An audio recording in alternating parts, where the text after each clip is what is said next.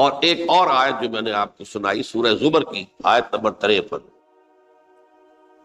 بعض لوگوں پر کچھ مایوسی طاری ہو جاتی ہے، ہم اتنے عرصے سے گناہ کرتے چلے آ رہے ہیں، کیسے معافی ہو، کیسے ممکن ہے، کیسے چھٹکارا ملے گا؟ ایسے لوگوں کے لیے ان کے اطمینان کے لیے، ان کی دلجوئی کے لیے، ان کی تسلی کے لیے یہ آیت عظیم ترین آیات میں سے قرآن مجید۔ قل یا عبادی الذین اسرفوا علی انفسہم، اے نبی کہہ دیجئے اے میرے وہ بندو جنہوں نے اپنی جانوں پر ظلم کیا ہے، ظلم اٹھایا ہے، زیادتی کی۔ تم اگر گناہ کرتے رہے ہو تو اپنی جان پر ظلم کیا ہے، میرا تو کچھ نہیں بگاڑا۔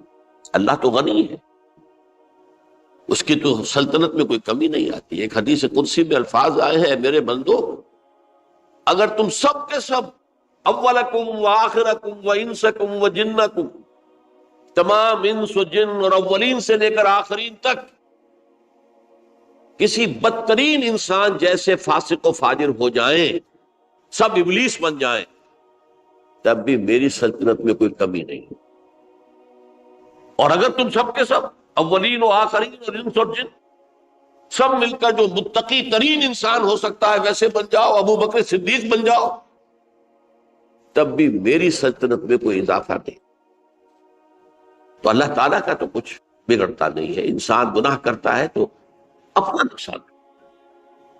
قل یا عبادی الذین اسرفوا علی انفسہم، کہہ دیجئے اے نبی اے میرے وہ بندو جنہوں نے اپنی جانوں پر ظلم کیا ہے، ستم کیا ہے، ظلم ڈھایا ہے، لا تقنطوا من رحمت اللہ۔ میں آج بعض حدیثیں اس موضوع پر آپ کو سناؤں گا، عجیب چشم کشا حدیثیں ہیں۔ میں نے چونکہ اس موضوع پر گفتگو کرنی تھی تو میں نے کچھ اس مرتبہ احادیث کا تفحص کیا، تو واقعہ یہ ہے کہ بعض احادیث پڑھ کر خود میری جو ہے میرے علم میں اضافہ ہوا، ادھر میری توجہ آج تک نہیں گئی تھی۔ لا تقنطوا من رحمت اللہ، اللہ کی رحمت سے مایوس مت ہو۔ ان اللہ یغفر الذنوب جميعا، اللہ تعالیٰ تمام کے تمام گناہ معاف کرتا ہے۔ اللہ تعالیٰ کی قدرت ہے، اللہ کا اختیار ہے، اللہ کا فیصلہ ہے، لہذا مایوس نہ ہو، اصلاح کرو۔ احادیث تو میں بعد میں آپ کو سناؤں گا، اس سے پہلے اس کا فلسفہ سمجھ لیجئے اصل میں کیا ہے۔ دیکھیے، ایک ہے طبیعی اعمال، فزیکل، ان کا ہم دنیا میں اصول یہ دیکھتے ہیں کہ اس کے نتائج لازم اور ان سے چھٹکارا نہیں مل سکتا۔ آپ نے سنکھیا کھایا ہے تو مریں گے، چائے کھانے کے بعد آپ نے خودکشی کا ارادہ کیا، سنکھیا کھا لیا، اب چاہے آپ پر ندامت ہو، پشیمانی ہو، پریشانی ہو، توبہ کریں، آپ بچنے کا کوئی سوال نہیں، مرنا ہی مرنا۔ اتنا یہ کہ اللہ تعالیٰ جو ہے اپنی معجزانہ کسی قدرت سے اس عمل کا جو طبعی نتیجہ ہے اس کو نکلنے سے روک۔ آگ کی فطرت ہے کہ وہ جلاتی ہے، اللہ کے حکم کے تحت حضرت ابراہیم کو اس نے نہیں جلایا، یا نار کونی بردن وسلام علی ابراہیم۔ لیکن یہ ہمیشہ نہیں ہوتا، یہ تو ایک دفعہ ہو گیا بس۔ اللہ جب چاہے اب بھی کر سکتا ہے، لیکن یہ روز روز نہیں ہوتا۔ روز روز جو بھی فزیکل لاز ہیں وہ چلتے ہیں، اگر وہ نہ چلے تو کوئی سائنس پاسبل ہی نہ ہو، کوئی ٹیکنالوجی ممکن ہی نہ ہو۔ یہ تو ان فزیکل کیمیکل لاز جو ہے ان کا دوام ہے کہ جس کی وجہ سے یہ ساری سائنس اور ٹیکنالوجی اب کہاں سے کہاں پہنچ رہی ہے کہ عروج آدم خاکی سے انجم سہمے جاتے ہیں کہ یہ ٹوٹا ہوا تارا کہیں وہی کامل نہ بن جائے۔ تو یہ توبہ جو ہے فزیکل اعمال میں مفید نہیں ہے، چاہے آپ پر یہ احساس میں کیا کر بیٹھا، کیا میں نے کیا، کیوں میں نے کھا لیا، یہ سب کیا، تو توبہ اثر کر۔ جو اخلاقی اعمال ہیں ان کا قانون یہ نہیں ہے۔ اخلاقی اعمال کے نتائج ختم ہو جاتے ہیں توبہ کے ساتھ۔ یہ ایک بہت بڑا قانون، بہت بڑا قانون۔ ایسا نہیں ہے کہ کسی گناہ سے انسان کی فطرت میں کوئی ایسی مستقل کجی واقع ہو جائے کہ جس کی اصلاح کی کوئی صورت ہی نہ ہو، یہ نہیں ہے۔ بڑے سے بڑے توبہ کرو، خلوص دل سے کرو، جو اس کے اصول ہیں، جو اس کے قواعد ہیں، جو اس کے ضوابط ہیں، جو اس کی شرائط ہیں، ان کو پورا کرو۔ تو بڑے سے بڑے اعمال، برے سے برے اعمال، میں حدیثیں آج آپ کو سناؤں گا، حیران، کیونکہ عام طور پر یہی ہوتا ہے کہ مواعظ میں چونکہ لوگوں کو اصلاح کی ترغیب دلانی ہوتی ہے، تو وہ جو انذار کا پہلو ہے اسے زیادہ نمایاں کیا جائے۔ اللہ کی طرف سے شدید ذو انتقام، اللہ انتقام دینے والا، اللہ سزا دینے والا ہے۔ لیکن یہ دوسرا پہلو جو ہے وہ بھی اپنی جگہ پر بہت اہمیت کا ہے کہ طبیعی اعمال کے نتائج اور عواقب اور اخلاقی اعمال کے نتائج و عواقب یہ ایک جیسے نہیں۔ اب اس معاملے میں تاریخ مذاہب عالم میں جو بہت بڑی غلطی ہوئی، تورات میں حضرت آدم اور حوا علیہ السلام سے جو غلطی اور خطا ہو گئی تھی، آپ اندازہ کیجئے کیا مقام اللہ نے عطا کیا تھا، سارے فرشتوں کو ان کے سامنے سجدہ کروا دیا تھا، اور ایک ہی حکم تو دیا تھا نا کہ اس درخت کے قریب نہ جانا، اور تو ابھی کوئی شریعت نہیں تھی، کوئی لمبے چوڑے احکام نہیں تھے، کھاؤ جہاں سے چاہو، اس ایک درخت کے پیچھے پاس نہ جانا، وَلَا تَقْرَبَا هَٰذِهِ الشَّجَرَةَ فَتَكُونَا مِنَ الظَّالِمِينَ۔ اور وہی کام کر بیٹھے حضرت آدم اور حضرت حوا علیہ السلام۔ کتنا بڑا ہوا، کتنا بڑا، کتنا بڑا۔ لیکن قرآن نے وضاحت کر دی کہ آدم نے توبہ کی، اللہ نے معاف کر دی۔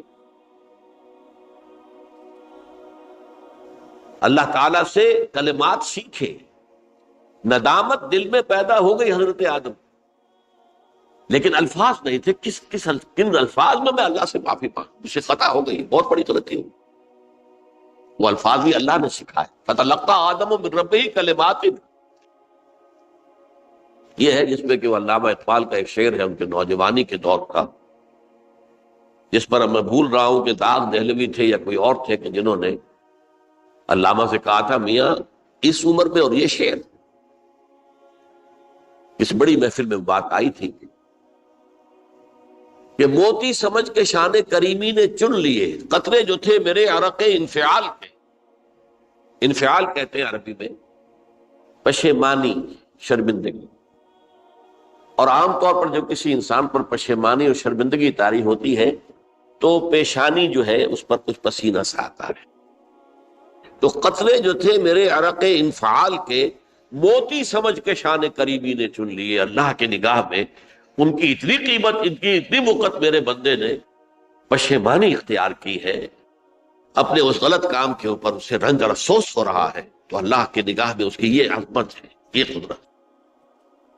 تو اللہ تعالیٰ نے جب حضرت آدم کے دل میں وہ پشیمانی پیدا ہو گئی تو الفاظ نہیں تھے، کن الفاظ میں؟ ہم کہتے ہیں نا کہ مجھے سمجھ نہیں آ رہا کہ میں کس منہ سے آپ سے بات کروں، میری یہ حیثیت نہیں ہے، میں کن الفاظ میں اپنی جو ہے خطا کا اعتراف کروں۔ تو اللہ نے وہ کلمات خود سکھا دیے، فَتَلَقَّىٰ آدَمُ مِن رَبِّهِ كَلِمَاتٍ فَتَابَ عَلَيْهِ إِنَّهُ هُوَ التَّوَّابُ الرَّحِيمُ۔ یہ چیز کہیں تورات جب دوبارہ مرتب ہوئی ہے تو وہ نکل گئی، اس میں رہ گئی، باقی اس میں شامل نہیں۔ یہ تاریخی اعتبار سے جان لیجئے، تورات جو ہے وہ آج سے 2500 بلکہ 2600 برس قبل سے دنیا سے غائب ہے۔ یہ تورات کا جو نسخہ تھا یروشلم میں 587 قبل مسیح میں، جب نبوکدنضر نے، شاید آج کل آپ دیکھ رہے ہوں کہ عراق کی جنگ میں عراق کے جو خاص ڈویژنز ہیں عراقیوں کے، ریپبلکن گارڈز کے، ان میں سے ایک کا نام جو ہے وہ نبوکدنضر ڈویژن ہے، ایک کا حمورابی ڈویژن ہے۔ حمورابی جو ہے عراق کا بہت پرانا بادشاہ تھا، اور تاریخ انسانی میں سب سے پہلا قانون اس نے مرتب کیا، حمورابی۔ یہ بہت پرانی تہذیب ہے، دنیا کی غالباً سب سے زیادہ اینشنٹ تہذیب جو ہے وہ عراق کی ہے۔ حضرت ابراہیم یہی پیدا ہوئے شہر عور میں۔ تو نبوکدنضر نے جب تباہ کیا تھا یروشلم کو، 6 لاکھ آدمیوں کو قتل کیا اور 6 لاکھ کو قیدی بنا کر لے گیا بیبیلونیا، بابل کا لفظ بھی آج کل آ رہا ہے۔ کسی زمانے میں وہ عظیم شہر تھا دنیا کا، وہ معمولی سا شہر رہ گیا ہے، نئے شہر بڑھ گئے۔ تو اس وقت سے اس نے جب یروشلم میں جو ہیکل سلیمانی حضرت سلیمان کی بنائی ہوئی مسجد تھی اس کو جب گرایا ہے، اس کے بعد سے وہیں پر وہ نسخہ رکھا ہوا تھا تھوڑا، پھر دنیا میں وہ نسخہ اب نہیں ہے۔ یہودیوں کا کہنا ہے کہ موجود ہے مسجد اقصی کے نیچے، وہ جب اس نے گرایا تھا تو جو نیچے تہخانے تھے وہ نہیں گرے تھے، وہ محفوظ رہتے، اوپر ملبہ آ گیا، اور وہیں پر وہ تورات اور وہ تابوت سکینہ جس میں حضرت موسیٰ کا عصا بھی رکھا ہوا ہے اور بہت سے وہ من اور سلوہ کے بھی کچھ نمونے رکھے ہوئے ہیں، وہ تابوت سکینہ اس کا قرآن مجید میں سورہ بقرہ میں ذکر ہے، وہ بھی موجود ہے، اور جو ربائی وہاں اس وقت تھے ان کے علماء، ان کی لاشیں بھی وہاں پڑی ہوئی ہیں، وہ جب ہم کھدائی کریں گے تو دنیا میں سامنے آ جائے۔ لیکن بہرحال اس وقت جو مجھے کہنا تھا وہ یہ کہ چونکہ اصل تورات اس وقت گم ہو گئی، 150 سال کے بعد اسے پھر یادداشتوں سے کچھ مرتب کیا گیا تو اس میں غلطیاں پیدا ہو، اب انسانی یادداشت کا معاملہ آ گیا۔ انہی میں سے ایک بڑی غلطی یہ ہوئی، اومیشن یہ ہوئی کہ حضرت آدم نے جو توبہ کی اور اللہ نے قبول فرما لیا، اس کا ذکر اس میں نہیں۔ اس سے نتیجہ عیسائیوں نے کیا اختیار کیا کہ وہ اوریجنل سن کہتے ہیں اسے، وہ جو ابتدائی گناہ تھا عظیم جو ہمارے جد امجد آدم سے سرزد ہوا تھا، اس گناہ کا اثر جو بھی بچہ نسل آدم میں پیدا ہوتا ہے وہ لے کر آتا ہے۔ یہ زمین و آسمان کا فرق ہے۔ اسلام کے نزدیک ہر بچہ جو پیدا ہوتا ہے وہ معصوم ہے، بلکہ مسلم ہے۔ کل مولود یولد علی الفطرہ، جو بھی بچہ پیدا ہوتا ہے وہ فطرت اسلام پر پیدا ہوتا ہے۔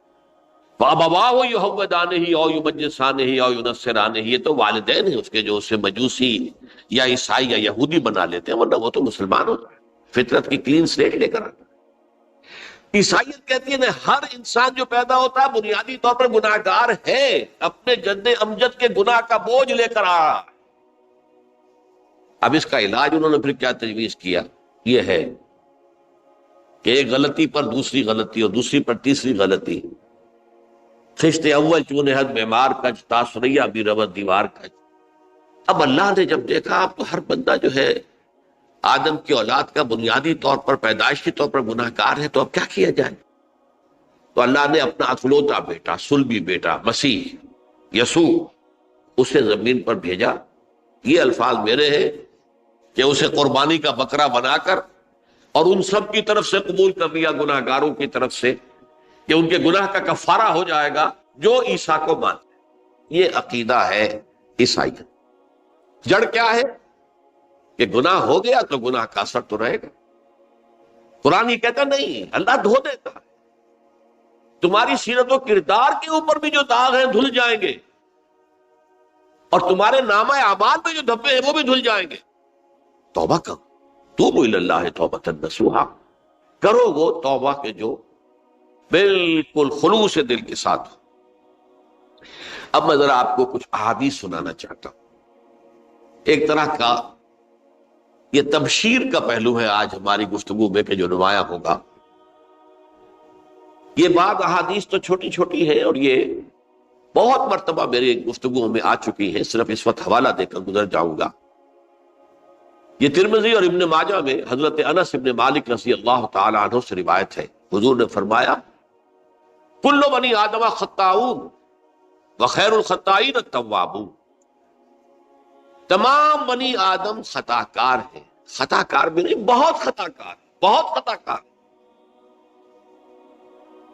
لیکن ان خطا کاروں میں بہتر لوگ وہ ہیں کہ جو خوب توبہ کرتے ہیں۔ غلطی ہو گئی توبہ کر۔ اور ایک اور حدیث میں آپ کو بتاؤں گا کہ یہ نہیں ہے کہ پھر کبھی وہ غلطی نہ ہو، اس وقت آپ یہ لگا لیں اپنے اوپر یہ کام میں نے نہیں کرنا، اور ایک دفعہ وہ کام چھوڑ دیں تو توبہ ہو گئی۔ پھر اگر کچھ عرصے کے بعد پھر کہیں آپ جذبات کی رو میں بہہ گئے، پھر کہیں کوئی برے اثرات جو ہے وہ پڑے، پھر غلطی، کوئی بات نہیں، پھر ہو گیا، پھر توبہ کرو۔ تواب اسی لیے کہا بار بار بار بار بار بار توبہ کرو۔ تو کل بنی آدم خطاؤون وخیر الخطائین التواب۔ دوسری حدیث یہ بھی ابن ماجہ اور بہقی میں ہے، حضرت عبداللہ ابن مسعود رضی اللہ تعالی عنہ، التائب من الذنب کمن لا ذنب لہ، گناہ سے توبہ کرنے والا ایسے ہے جیسے اس نے کبھی گناہ کیا ہی نہیں۔ دھل جاتی ہے، تختی دھل گئی، بچے نے تختی لکھی تھی اس کو دھو دیا، ختم ہو گیا۔ ایک حدیث تو پڑھ کر میں بھی چونکا، یہ اصل میں اسلوب ہے بیان کا، بتانے کے لیے کہ تمہارے دلوں کے اندر مایوسی کا غلبہ نہ ہو جائے۔ مایوس اصل میں جو ہے مایوسی، یہ ابلیسیت ہے، نوٹ کر لیجئے اس کو۔ مایوسی ابلیسیت کی کا عکس ہے۔ مبلس کہتے کسے؟ جو مایوس ہو گیا۔ ابلیس سب سے بڑھ کر مایوس جو ہے وہ ابلیس ہے، اسے معلوم میرا چھٹکارا تو نہیں ہے، لہذا میں جتنوں کو اپنے ساتھ لے کر جہنم میں جھونک دوں یہی میری کمائی ہے، میں نے تو بچنا نہیں۔ تو ابلیس کہتی ہے اس کو جو انتہائی مایوس، مبلس، جو رحمت خدا بندی سے مایوس ہو چکا۔ اب اس کو دور کرنے کے لیے حدیث سنیے، اور یہ حدیث مسلم شریف کی ہے، صحیحین کے حضرت ابو ہریرہ سے حضور فرماتے ہیں والذی نفسی بیدہ،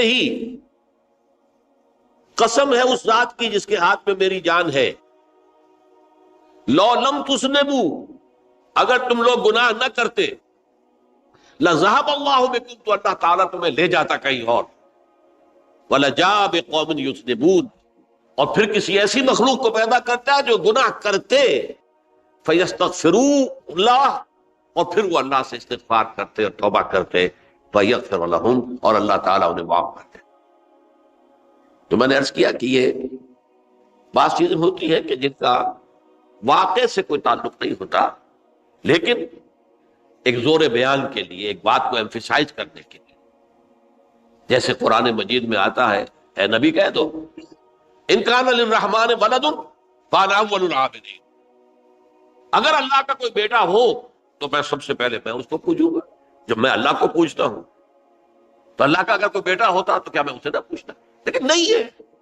اب یہ نہیں ہے، نفی کے لیے زور دیا کہ اگر اللہ کا کوئی بیٹا ہوتا، لو کان للرحمن ولد فانا اول العابدین۔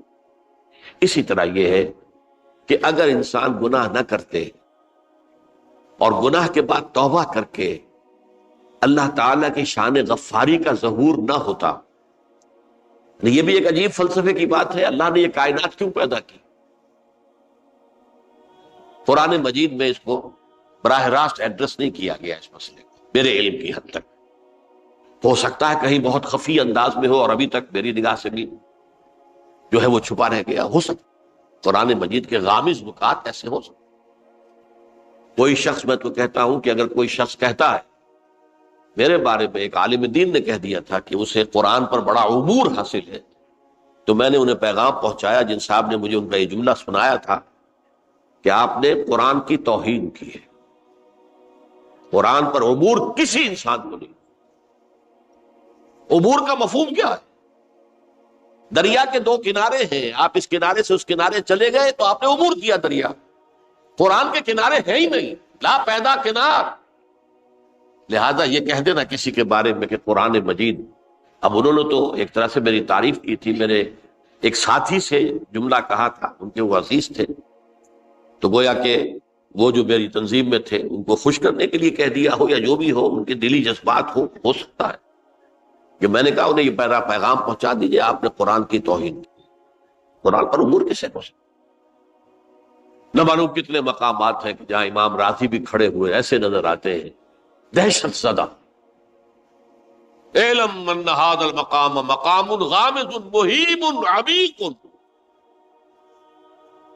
ہوشیار کے رہ مردب تیغست قدم رہا، ہوشیار ہو جاؤ، یہ بڑا خطرناک مقام ہے، بہت مشکل مقام ہے، اس کے تہ تک پہنچنا کسی کے لیے ممکن نہیں ہے۔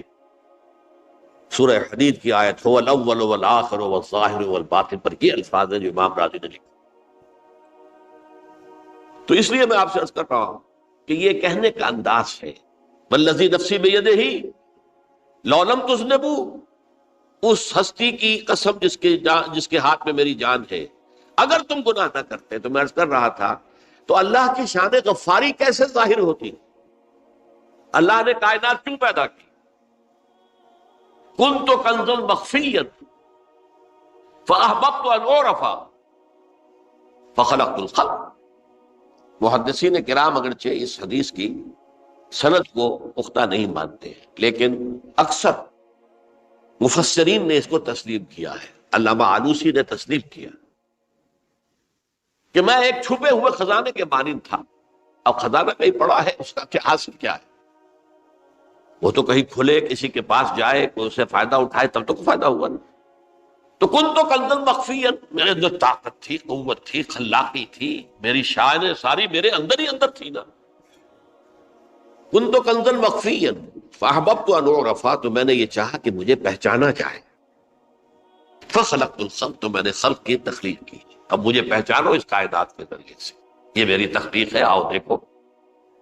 ایک مصور اپنی تصویروں کی نمائش لگا، دیکھو میرے شاہکار، آؤ دیکھو، یہ میرے فن کے کمال کے نمونے، آؤ دیکھو۔ تو یہ ہے سب، دیکھو زمین آسمان، ان فی خلق السماوات والارض واختلاف اللیل والنہار والفلک التی تجری فی البحر بما ینفع الناس وما انزل اللہ من السماء من ماء فاحیا بہ الارض من بعد موتها۔ یہ ساری آیات ہیں محترم، اور اسی لیے انسان کو پیدا کیا جس میں یہ فیکلٹی آف اپریسیشن، اللہ کے حسن و جمال و کمال کو پہچاننے کی صلاحیت۔ ورنہ ظاہر بات ہے کہ یہ جمادات کیا پہچانیں گے اللہ، پہاڑ کیا پہچانے گا اللہ؟ اللہ کو پہچاننے کی صلاحیت انسان کو۔ تو یہ چونکہ ایک فلسفہ ہے باقاعدہ کہ اللہ نے تعالیٰ، اسی سے میں کہہ رہا ہوں اگر گناہ نہ ہوتا اور پھر توبہ نہ ہوتی اور میں اس کو معاف نہ کرتا تو میری شان غفاری کا ظہور کیسے ہوتا؟ میری شان ہے نا، غفار بھی ہوں، ستار بھی ہوں، اس کا ظہور کیسے؟ تو والذی نفسی بیدہ لو لم تذنبوا لذهب اللہ بکم ولجاء بقوم یذنبون فیستغفر اللہ فیغفر لهم۔ اگر تم لوگ گناہ نہ کرتے تو اللہ تمہیں ختم کر کے کوئی اور ایسی مخلوق پیدا کرتا کہ جو گناہ کرے اور پھر وہ توبہ کرے اور اللہ اسے معاف۔ اسی سے ملتی جلتی ایک حدیث ہے، یہ امام احمد اور امام بہقی لائے ہیں، اور اس کے راوی حضرت علی ہے رضی اللہ تعالی عنہ۔ ان اللہ یحب العبد المؤمن المفتن التواب، اللہ تعالیٰ کو بہت محبت ہے، یحب۔ اب دیکھیے ایک طرف وہ آیات ذہن میں لائیے، اللہ تعالیٰ کن سے محبت کرتا ہے؟ واللہ یحب المحسنین، یا وہ لوگ ان اللہ یحب الذین یقاتلون فی سبیلہ صفا کانہم بنیان مرصوص، اللہ محبت کرتا ہے اپنے ان بندوں سے جو اس کی راہ میں جنگ کرتے ہیں صفے باندھ کر، گویا سیسا پلائی ہوئی دیوار ہے۔ یہ ہے مثبت کام، نیک کام، محسنین، اللہ کی راہ میں قتال کرنے والے۔ یہاں اس کے برعکس کہا جا رہا ہے ان اللہ یحب، اللہ تعالیٰ محبت کرتا ہے اپنے اس بندے سے، العبد المومن، جو مومن ہو۔ اس کی ایک اور بڑی پیاری حدیث آئے گی، المفتن التواب، جو بہت فتنوں میں مبتلا ہو جاتا ہو اور پھر بہت توبہ کرتا ہو، مفتن التواب، لیکن ساتھ ہی پلٹتا ہو، رجوع کرتا ہو، پھر اللہ کے حضور میں حاضر ہوتا ہو، پھر معافی مانگتا ہو۔ اللہ تعالیٰ کو اپنا ایسا بندہ بہت پسند ہے۔ اب میں کچھ اور حدیثیں آپ کو سنا رہا ہوں۔ توبہ کا دروازہ دو اعتبارات سے کہا گیا ہے کہ ایک وقت آنے پر بند ہو جائے۔ ایک حدیث کے تو الفاظ میں نوٹ کر کے نہیں لایا ہوں کہ اللہ تعالیٰ نے توبہ کا ایک دروازہ اتنا چوڑا کھلا رکھا ہوا ہے کہ جس کو عبور کرنا جو ہے وہ سال ہر سال میں ممکن ہو، اور یہ بند نہیں ہوتا جب تک کہ سورج مغرب سے طلوع نہ ہو جائے۔ یہ قیامت کی جو آخری، قریب قیامت کی جو آخری نشانیاں ہیں ان میں سے وہی حدیث میں آپ کو سنا رہا ہوں، عن ابی ہریرہ رضی اللہ تعالی عنہ، اور یہ مسلم شریف کی روایت ہے۔ من تاب قبل ان تطلع الشمس من مغربها تاب اللہ علیہ، سورج کے مغرب سے طلوع ہونے سے قبل تک جو لوگ توبہ کریں گے اللہ تعالیٰ ان کی توبہ قبول کر لے گا۔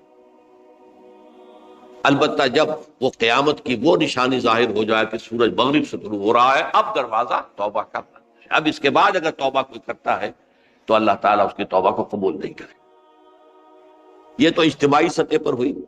انفرادی سطح پر ان عبداللہ ابن عمر رضی اللہ تعالی عنہما عن النبی صلی اللہ علیہ وسلم قال ان اللہ عز وجل یقبل توبۃ العبد ما لم یغرغر۔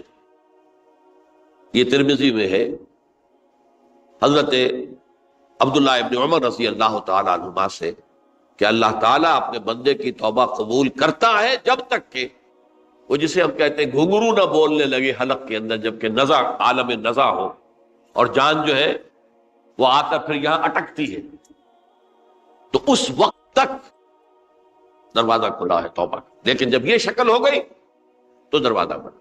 یہ انفرادی سطح پر ہو گیا، جب آپ کے موت کے آثار اتنے واضح ہو گئے کہ اب جا رہے ہیں، اب توبہ کریں گے تو توبہ قبول نہیں ہو۔ اجتماعی سطح پر جب قیامت جو ہے اس کی وہ گھڑی آ گئی کہ سورج مغرب سے طلوع ہو گیا، اب توبہ کا دروازہ بند۔ ایک اور حدیث ہے جو میں نے بہت مرتبہ اس کا ترجمہ تو آپ کو بہت دفعہ سنایا ہے، آج میں چاہتا ہوں اس کو پورے متن کے ساتھ آپ کے سامنے رکھوں۔ یہ حضرت انس بن مالک رضی اللہ تعالیٰ عنہ سے مروی روایت ہے، جو حضور کے خادم خاص تھے، اور یہ متفق علیہ بھی ہے، یعنی بخاری میں بھی ہے، مسلم میں بھی ہے، لیکن تھوڑا سا فرق ہے الفاظ کا۔ تو جو مسلم شریف کی روایت ہے اس کے الفاظ کیا ہیں؟ للہ اشد فرحا بتوبۃ عبدہ حین یتوب الیہ۔ جان لو اللہ تعالیٰ کو زیادہ خوشی ہوتی ہے اپنے کسی گناہ گار بندے کی توبہ سے جبکہ وہ توبہ کرتا ہے۔ کس سے زیادہ ہوتی ہے؟ اس کی ایک تمثیل تھی، من احدکم، ایک ایسے شخص سے بھی زیادہ بڑھ کر خوشی ہوتی ہے، کان علی راحلتہ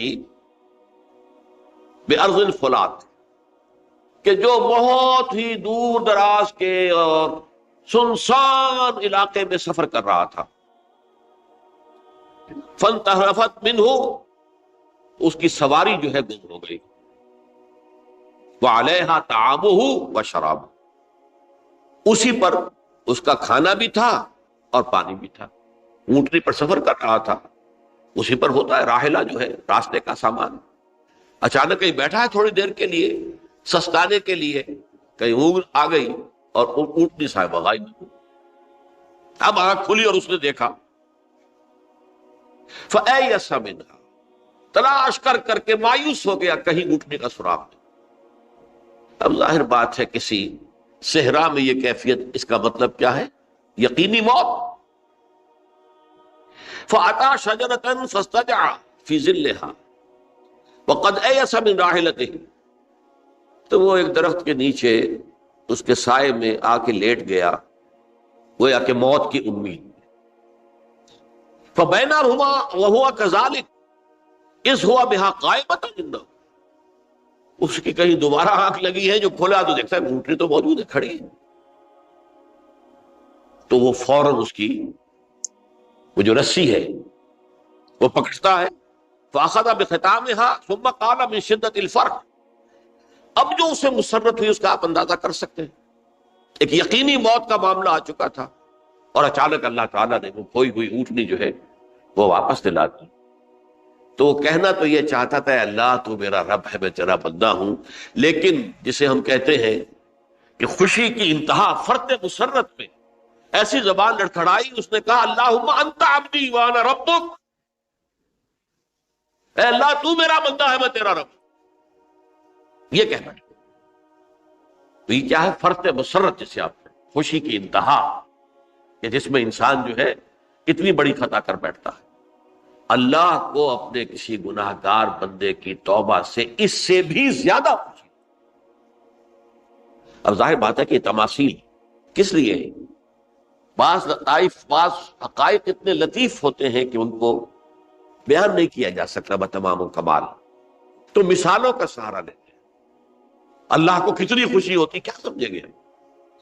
لہذا یہ مثال تو سمجھ میں آ گئی نا کہ ایک لقودق صحرا میں انسان سفر کر رہا تھا، ایک ہی اونٹنی ہے، اسی پر اس کا پانی ہے، اسی پر اس کا کھانا ہے، کہیں ٹھہرا ہے تھوڑی دیر کے لیے، اونٹنی غائب، اور اس کے بعد تلاش کر کے شمال مغرب جنوب ہر طرح دیکھ لیا، اب تک کہیں اونٹنی کا سراغ نہیں، اب موت کے انتظار میں لیٹ گئے کہ اچانک دیکھتا ہے کہ اونٹنی موجود ہے۔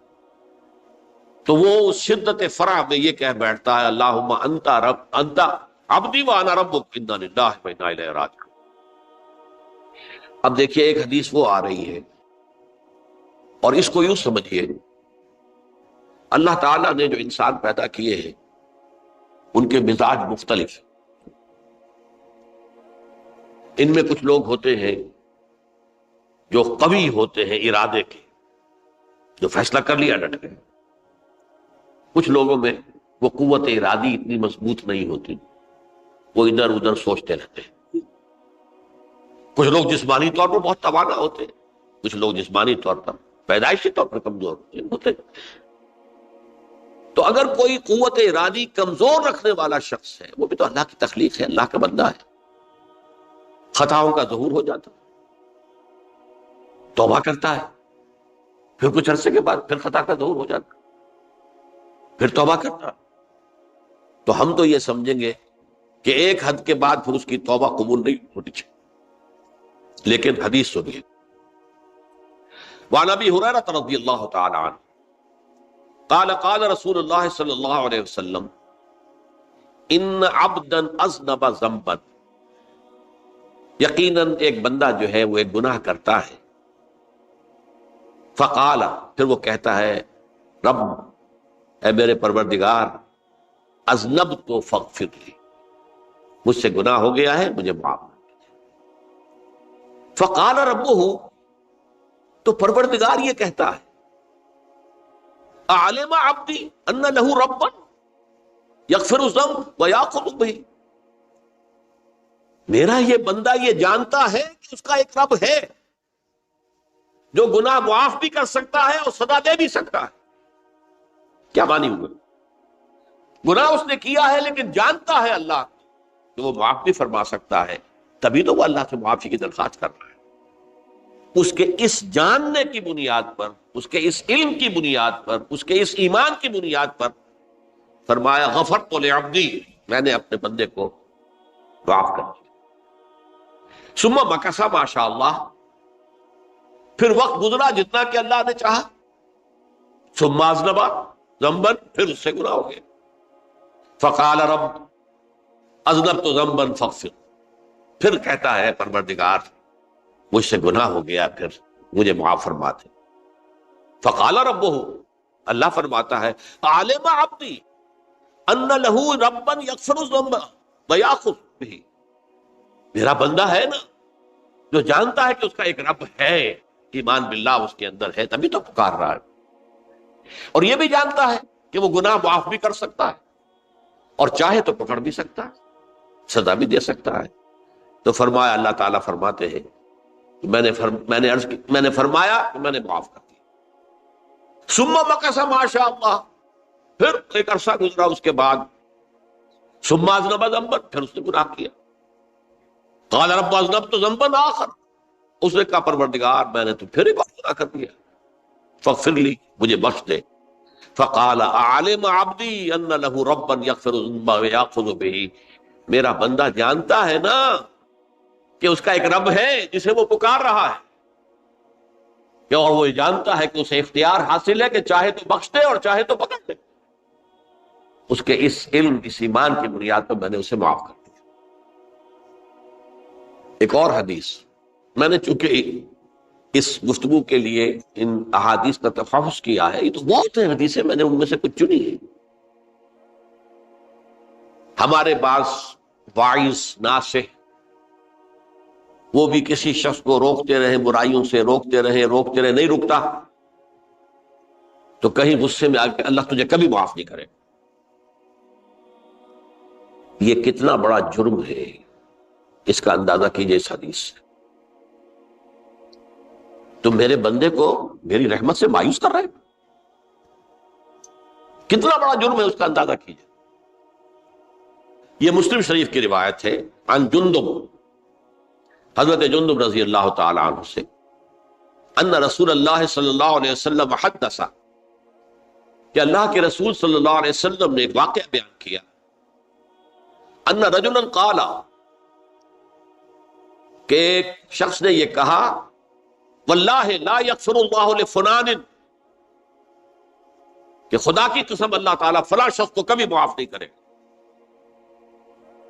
وَأَنَّ اللَّهَ تَعَالَى قَالَ، اس پر اللہ تعالیٰ نے یہ فرمایا، مَنْ ذَا الَّذِي يَتَعَالَّىٰ عَلَيَّ، یہ کون ہے جو میرے اوپر حکومت کرنے والا آ گیا، جو میری طرف سے حکم لگا رہا کہ میں کبھی معاف نہیں کروں گا۔ مَنْ ذَا الَّذِي، کون ہے وہ شخص، الَّذِي يَتَعَالَّىٰ عَلَيَّ اَنِّي لَا أَغْفِرُ لِفُلَانٍ، کہ میں فلاں شخص کو کبھی معاف نہیں کروں گا، قد غفرت لفلان، اس کو تو میں نے معاف کر دیا، وَأَحْبَطْتُ عَمَلَهُ، اس شخص کے تمام اعمال میں نے ضائع کر دیے کہ تم نے میرے بندے کو مایوس کیا۔ یہ ہے جرم کی انتہا۔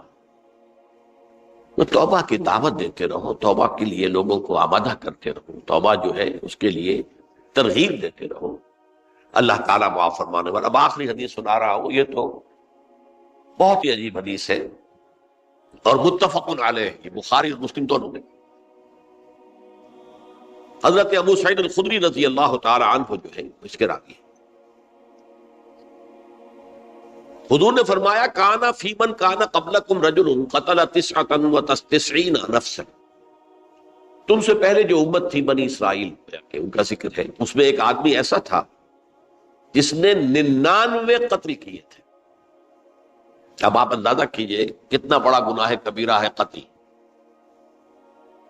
قرآن مجید میں آتا ہے فَكَأَنَّمَا قَتَلَ النَّاسَ جَمِيعًا، اگر ایک انسان کو بھی ناحق قتل کر دیا گیا تو یہ ایسے ہی ہے گویا کہ اس نے پوری نوع انسانی کو قتل کر دیا، اس نے 99 قتل کی۔ فَهَلْ لَهُ مِن تَوْبَةٍ، پھر اس کے بعد یہ ہوا کہ اس کے اندر توبہ کا جذبہ پیدا ہوا۔ فَسَأَلَ عَنْ أَعْلَمِ أَهْلِ الْأَرْضِ، تو اس نے پھر سوال کیا، لوگوں سے پوچھا کہ زمین میں رہنے والوں میں کون سب سے بڑا عالم ہے۔ فَدُلَّ عَلَىٰ رَاهِبٍ، تو اسے بتایا گیا فلاں راہب فلاں جگہ پر ہے، وہ بہت نیک ہے، بڑا عالم ہے۔ فَأَتَاهُ، وہ اس کے پاس آیا، فَقَالَ أَنَّهُ قَتَلَ 99 نَفْسًا فَهَلْ لَهُ مِن تَوْبَةٍ، انہوں نے کہا دیکھیے راہب صاحب، میں نے 99 انسان قتل کیے، اب مجھے یہ بتائیے کہ میرے لیے توبہ کا کوئی امکان ہے؟ فقال اللہ، اس نے کہا نہیں۔ فقتلہ، اس نے اس کو بھی قتل کر دیا۔ فکمل بہ 100، اپنی سینچری مکمل کر لی، مطلب 99 کے بعد ایک ہی کسر تھی، اس کو بھی قتل کیا، 100 پورے کر لیے۔ ثم سأل عن عالم اہل الارض، پھر اس نے پوچھا کوئی اور، کوئی بڑے عالم انسان ہو۔ فدل علی رجل عالم، پھر اس کی رہنمائی کی گئی ایک بڑے عالم شخص کی طرف۔ فقال انہ قتل 100 نفس، تو اس نے وہاں جا کر کہا کہ میں 100 انسان ہلاک کر چکا ہوں، قتل کر چکا ہوں۔ فہل لہ من توبہ، میرے لیے توبہ کا کوئی امکان ہے؟ فقال نعم، کیوں نہیں، 100 قتل کیے تب بھی کیا ہے، توبہ کا راستہ دروازہ کھلا ہوا، ما لم یغرغر، جب تک کہ وہ گھنگرو نہیں بج رہا اس وقت تک تمہارے توبہ کا دروازہ کھلا ہوا ہے۔ فرمایا نعم، وَمَن يَحُولُ بَيْنَهُ وَبَيْنَ التَّوْبَةِ، تمہاری توبہ کے درمیان اور تمہارے درمیان کون حائل ہو سکتا ہے، توبہ کا دروازہ کھلا ہے۔ لیکن ساتھ ہی کہا انطلق الی ارض کذا و کذا، اب تم ایسے کرو، جہاں تم رہتے ہو وہاں نہ جاؤ واپس، وہاں کا ماحول اچھا نہیں ہے، معاشرہ اچھا نہیں ہے، ہو سکتا ہے کہ تم توبہ پر قائم نہ رہ سکو، تم فلاں جگہ چلے جاؤ، وہاں اچھے لوگ آباد ہیں، ان میں جا کر رہو۔ فإن بها أناسا يعبدون اللہ تعالی، وہاں ایسے لوگ آباد ہیں جو اللہ کی بندگی کرتے ہیں۔ فاعبد اللہ معهم، تو تم ان کے ساتھ مل کر اللہ کی بندگی اور پرستش کرو۔ ولا ترجع الى ارضک، اپنی زمین کی طرف اپنے وطن میں واپس مت جاؤ۔ فإنها ارض سوء، وہ بری جگہ ہے۔ فانطلقا، تو وہ چل پڑا، ہجرت کر رہا ہے، اس جگہ جا رہا ہے جہاں کا راہب نے بتایا تھا۔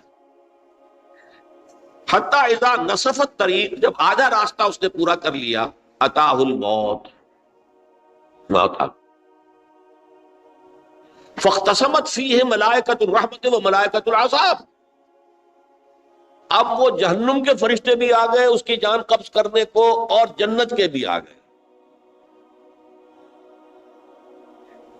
فقالت ملائکۃ الرحمہ، رحمت والے جو فرشتے ہیں جنت والے، انہوں نے کہا جا تائبا مقبلا بقلبہ اللہ تعالی، یہ شخص توبہ کر کے اللہ تعالیٰ کی طرف ہجرت کر رہا تھا، اس لیے اس کی نیت کی بنیاد پر اب یہ جنتی ہے، لہذا اس کی روح ہم قبض کریں.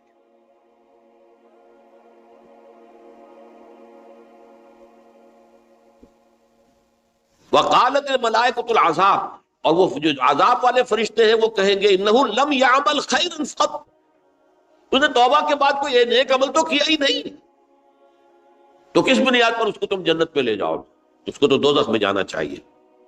فاتاہ ملک فی صورت آدمی، تو ان کے پاس اللہ نے ایک اور فرشتے کو بھیج دیا آدمی انسانی شکل کے اندر. فجعلوا بینہم، تو ان فرشتوں نے کہا بھائی ہمارا فیصلہ کرا دو، اس کی روح ہم لینا چاہتے ہیں یا ہم لینا چاہتے ہیں. انہیں حکم بنا دیا. فقال قیسوا ما بین الارضین فإلی ایتہما کان اقرب، کہ تم فاصلہ ناپ لو جہاں سے وہ چلا ہے اور جہاں جا رہا تھا اور یہاں اس کی موت ہو رہی ہے، تو کون سا فاصلہ زیادہ ہے. جب ناپا گیا، بلکہ ایک حدیث میں آتا ہے کہ اس پر اللہ نے زمین کو جو ہے حکم دے دیا، ایک طرف والی زمین تو سکڑ جا، دوسری والی جو ہے تو پھیل جا، تاکہ وہ جو جدھر جو جا رہا تھا وہ زیادہ قریب ہو جائے بنسبت اس کے کہ جہاں سے چلا تھا. تو اس فیصلے پر پھر جو فرشتے تھے جو کہ رحمت کے فرشتے تھے وہ اس بندے کو لے گئے جنت سے. یہ ہے توبہ کی عظمت اور اس کی تاثیر. اب آئیے اجتماعی توبہ کا طریقہ کار جو میں نے بہرحال بیان کیا ہے. پہلے افراد توبہ کریں اور صحیح توبہ کریں. صحیح توبہ کیا ہے؟ ہماری زندگیوں میں کوئی حرام شے ہے فوراً نکال باہر. ہماری معاشرت میں اور اس معاشرے میں رہتے ہوئے جو قانون ہے جس کے ہم پابند ہیں، ہم کسی زانی کو رجم نہیں کر سکتے، ناممکن ہے، یہ تو قانون ہی بنے گا تب ہوگا. ہم کسی چور کا ہاتھ نہیں کاٹ سکتے، تو قانون بنے گا تو ہوگا. تو ہم جن چیزوں پر عمل نہیں کر سکتے قانوناً، ان کے علاوہ باقی پوری شریعت جس پر عمل کیا جا سکتا اس پر عمل پیرا. سود میں بند نہیں کر سکتا، بینکوں کو میں آگ نہیں لگا سکتا، اور بینکوں کو آگ لگا دیں گے تبھی سود تو ختم نہیں ہوگا. لیکن یہ تو کر سکتا ہوں نا کہ براہ راست سود میں ملوث نہ ہوں، سود پر قرضہ لے کر اپنا کاروبار نہ چمکاؤں نہ بڑھاؤں، سود پر قرضہ لے کر اپنے مکان نہ اونچا کروں، یہ تو کر سکتا ہوں. تو کم سے کم جو ڈائریکٹ کسی نے قانون نہیں بنایا کہ لازم ہے آپ پر کہ آپ سودی قرضہ لیں اور اپنی بلڈنگ عالی شان بنا دیں، کسی نے نہیں کیا. یہ اگر کر رہے تو آپ مجرم ہیں. آپ کے معاشرے میں کوئی قانون نہیں بنا کہ پردہ ختم، برقع حرام. مصر یہ ترکی میں تو کر دیا گیا برقع حرام. وہاں تو سر کو اوپر جو ہے ڈھانپنا جو ہے، سکارف لینا بھی ممنوع ہے. یہاں تو نہیں ہے. پھر یہاں جنہوں نے چھوڑا ہے مجرم خود ہے. یہاں تو اللہ کا شکر ہے کوئی ایسا مصطفیٰ کمال پیدا آج تک نہیں ہوا ہے کہ جس نے ان چیزوں کا حکم دیا. ہاں ترغیب ہے، ذرائع ابلاغ کے ذریعے سے، فحاشی ہے، اریانی ہے، لیکن چوز آپ خود کرتے ہیں، فیصلے کا اختیار آپ کا. تو جن چیزوں کے اندر بھی گناہ سے بچنے کا امکان ہے اس کو عملاً ترک کیا جائے. اور نمبر 2، عزم مصمم کر لیا جائے کہ اللہ اب بقیہ زندگی جتنی بھی ہے اس میں اپنی توانائیاں، اپنی قوتیں، اپنی صلاحیتیں صرف کروں گا تیرے دین کی تبلیغ اور تیرے دین کے قائم کرنے کی جدوجہد. عزم مصمم. یہ لوگ اگر 14 کروڑ میں 14 لاکھ بھی ہو جائیں، بہرحال 2-4 کی توبہ کرنے سے ملک کی قسمت نہیں بدلتی.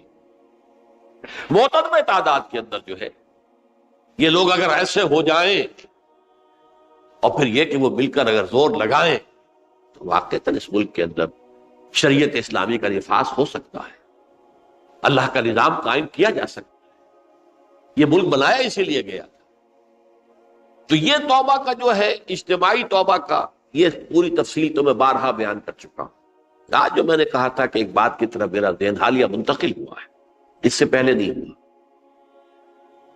یہ توبہ کرنے والے لوگ جب تک 14 لاکھ نہیں ہیں، 1400 ہی ہوں، لیکن یہ اگر دعا کریں گے اللہ تعالیٰ کے خلوص کے ساتھ تو ان کی دعا قبول ہوگی. دعا بہت بڑی شے. الدعاء مخ العبادہ. ٹھیک ہے، بڑا لمبا راستہ لگتا ہے یہ کہ 14 لاکھ انسان توبہ کرے یا 2 لاکھ یا 3 لاکھ انسان توبہ کرے، صحیح معنی میں توبہ کرے، اور پھر وہ جمع ہو، ایک طاقت بنے، تن من دھن لگانے کے لیے، جانے دینے کے لیے تیار ہو جائے. تو لگتا ہے یہ کہ کافی لمبا ہے کہ دراز و دور دیدم رہو رسم پارسائی. یہ تو بڑا لمبا راستہ ہے. اسی سے لوگ کہتے ہیں کہ پھر کیا حل ہوا؟ تو حل جو ہے تو کوئی عملی حل تو نہیں ہوا. اس میں میرا ذہن منتقل ہوا ہے دعا. اجیب دعوت الداعی اذا دعان امن یجیب المضطر اذا دعاہ. بھلا وہ کون ہے جو کسی مضطر کسے کہتے ہیں؟ ایک شخص نہایت پریشان حال ہو گیا ہو، نہایت پریشان حال، اور میں اللہ کو پکارے، پروردگار تو میری دستگیری فرما. اللہ کسی اور طرف مجھے کوئی توقع نہیں رہی، کوئی نہیں رہا جس سے مجھے کوئی امید. یہ مضطر اضطرار کی حالت میں آ کر جب بالکل بے چین ہو کر اللہ کو پکارتا ہے تو اللہ اس کی دعا قبول کرتا ہے. اور دعا کی حد یہاں تک بھی آتے ہیں الفاظ کہ لا یرد البلاء قضاء الا بالدعاء. تقدیر الہی کو بھی اس لیے 2 حصوں میں تقسیم کیا گیا. تقدیر مبرم، ایک تو اللہ کا وہ فیصلہ ہے جو ٹل نہیں سکتا کسی صورت میں. ایک تقدیر معلق ہوتی ہے تو صحیح اللہ کا فیصلہ، لیکن اس میں تبدیلی ہو سکتی ہے. یہ جو تقدیر معلق ہوتی ہے اس میں دعا انتہائی مؤثر شے ہے. لا يرد البلاء الا لا يرد القضاء الا بالدعاء. قضا جو ہے وہ نہیں بدل سکتی سوائے دعا. اس دعا کی تو کم سے کم ہم منادی کریں، لیکن پہلے شرط وہی ہے، ورنہ وہ دعا نہیں ہے، ورنہ وہ توبہ نہیں ہے. توبہ صحیح ہو، حرام سے اپنے وجود کو، اپنے گھر کو پاک کریں، اس کے بغیر کچھ نہیں.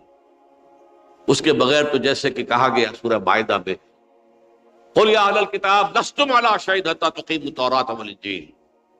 اے نبی ان سے کہہ دیجئے، اے اہل کتاب تمہاری کوئی حیثیت اللہ کی نگاہوں میں نہیں ہے، تمہاری کوئی دعا اللہ کے ہاں قابل پذیرائی نہیں ہے جب تک کہ تم تورات اور انجیل کو قائم نہیں. لہذا دعائیں تو نہ بنو. 30 لاکھ آدمی جو ہے حج کے موقع پر کیسی کیسی دعائیں مانگتے ہیں. کہاں جا رہی ہیں دعائیں؟ کہاں ہیں ان کی قبولیت کے آثار؟ توبہ صحیح ہو. اور توبہ کے بارے میں آج میں نے امکانی حد تک آپ کے سامنے آج ترغیب و تشویق کا پہلو رکھا ہے. مایوسی، اس کو کہا بھی جاتا ہے مایوسی کفر ہے. اور میں نے آپ سے کہا آج لا تقنطوا من رحمت اللہ ان اللہ یغفر الذنوب جميعا. 99 قتل کیے ہوں، 100 قتل کیے ہوں، تب بھی توبہ کرو گے تو اللہ توبہ قبول فرمائے. اور کس شان کے ساتھ قبول فرمائے گا اس حدیث کے اندر آیا، متفق علیہ حدیث صحیح بخاری اور صحیح مسلم کے اندر ہے.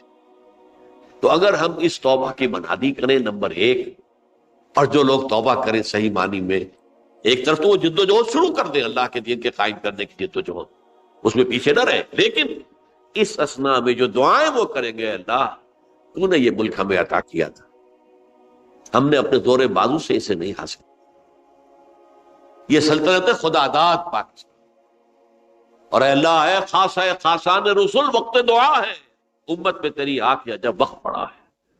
میں اپنے احساسات جو ہیں آپ کے سامنے الفاظ میں بیان نہیں کر سکتا. یہ جب یروشلم کی تباہی ہوئی تھی جس کا میں نے ذکر کیا ہے، 6 لاکھ انسان قتل ہوئے تھے، اور 6 لاکھ کو نبوکدنضر جو تھا وہ ہانک کر بھیڑوں بکریوں کی طرح بیبیلونیا لے گیا تھا. اس سے پہلے کتنے ہی نبی اہل کتاب کے وہ کہتے رہے تھے کہ ہوش کرو، توبہ کر لو، بلکہ ایک جگہ کے الفاظ یہ ہیں درخت کی جڑ پر کلہاڑا رکھا جا چکا ہے، اب بھی ہوش میں آ جاؤ، ہوش میں نہیں کھا۔ دنیا پرستی، جو بھی ان کے نفس پرستی جو بھی ان کے اوپر مسلط ہو چکی تھی، اس نے انہیں توبہ نہیں کر، تباہی اور بربادی ہو گئی۔ آج ہماری نگاہوں کے سامنے عراق کے ساتھ کیا ہو، بغیر اس کے کہ کوئی جرم ہو، بغیر اس کے ہم تو بڑے بڑے جرم کر چکے ہیں ان کی نگاہ میں۔ نان پرولیفریشن ٹریٹی جو ہے اس کے خلاف ہمارا عمل جا رہا ہے، پوری دنیا کے اندر انہوں نے کہا کہ ہم اس کو ایٹمی صلاحیت کو نہیں پھیلنے دیں گے۔ وہ ایک خاص وقت میں افغانستان میں انہیں ہماری ضرورت تھی، اپنے اصل دشمن یو ایس ایس آر، اپنے مقابل کی طاقت کو ختم کرنے کے لیے، اس وقت انہوں نے اپنا منہ جو ہے پھیر لیا تھا، نہیں دیکھا تھا، اور ہمارے ہاں اللہ کی یہ رحمت آ گئی کہ ایٹمک صلاحیت بھی حاصل ہوئی۔ اور پوری دنیا میں شاہ عبداللہ نے کہا تھا، پرنس عبداللہ نے، کہ یہ آپ کا نہیں ہے، یہ جو نواز شریف صاحب سے جب اس کا ہم نے دھماکہ کیا، یہ بم آپ کا نہیں ہے، یہ پوری امت مسلمہ کا بم ہے۔ کیسے یہ برداشت کر سکتے ہیں یہودی اور یہودیوں کے اعلی کار عیسائی، خاص طور پر Protestants, west white Anglo Saxon Protestants? تو سمجھ لیجئے کہ پاکستان کی جڑوں پر بھی تیشہ رکھا جا چکا۔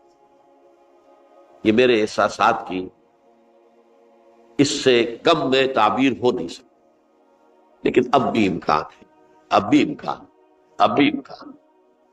توبہ کرو، توبہ کراؤ، مل جل کر طاقت بنو، کوشش کرو کہ یہاں اسلام کا نظام آ جائے، اور اس اسنا میں بھی دعا کرو اللہ تعالیٰ سے کہ اللہ ہمیں مہلت عطا فرما دے، ہمیں کچھ اور مہلت عطا فرما دے، اے اللہ ہمیں کچھ اور مہلت عطا فرما دے۔ بارک اللہ لی ولکم فی القرآن العظیم ونفعنی وإیاکم بالآیات والذکر الحکیم۔